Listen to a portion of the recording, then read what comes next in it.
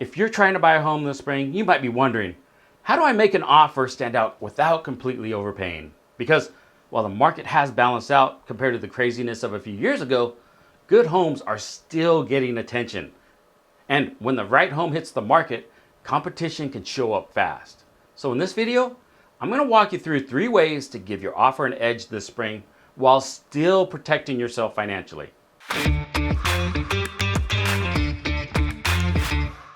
Hi everybody, this is Chris Kawasaki, your local realtor here in the San Gabriel Valley. And one thing that I'm seeing right now here in Southern California is that buyers actually have more opportunities than they've had in years. There's more homes available, some sellers are more flexible, and buyers finally have a little bit more negotiating power.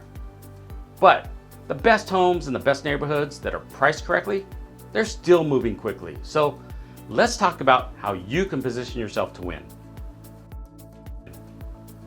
Tip number 1, lead with a strong, realistic offer. One of the biggest mistakes buyers make is trying to lowball every property. Now look, sometimes negotiating aggressively like that works, but if a home is well priced and getting activity, coming in way too low can actually hurt your chances immediately. Instead, you want to make an offer that makes sense for the current market. This is where working with a local agent really matters, because what's happening nationally and what's happening in your city or neighborhood can be very different. For example, a home here in West Covina might behave differently than one in Chino Hills or Glendora or Fullerton. The goal is not necessarily to be the highest offer. The goal is to make an offer that the seller takes seriously. Tip number 2, keep your offer clean. A lot of buyers think the highest price always wins, and that's just not necessarily true. Sometimes sellers choose offers that feel the simplest and safest, and that means fewer unnecessary requests, cleaner terms, just fewer complications. Now obviously, you still need to protect yourself. I'm not saying waive every contingency and take huge risks, but sometimes buyers overload offers with demands and it just overwhelms the seller. A clean offer can feel easier to work with for the seller, and that can absolutely give you an advantage. Tip number 3, be flexible when possible.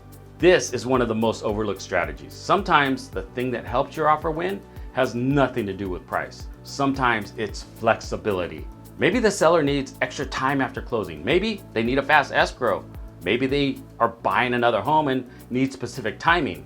When your agent communicates with the listing agent, you can often learn what matters the most to the seller. And if you can help solve their problem, your offer instantly becomes more attractive. Real estate is not always just about numbers. Sometimes it's about making the transaction easier for the people involved. And by the way, if you're thinking about buying a home this year, I put together a free buyer's guide that helps you understand the current market and where we're going. It includes topics like financing, affordability, buyer mistakes that could cost you, and things to avoid after applying for a mortgage.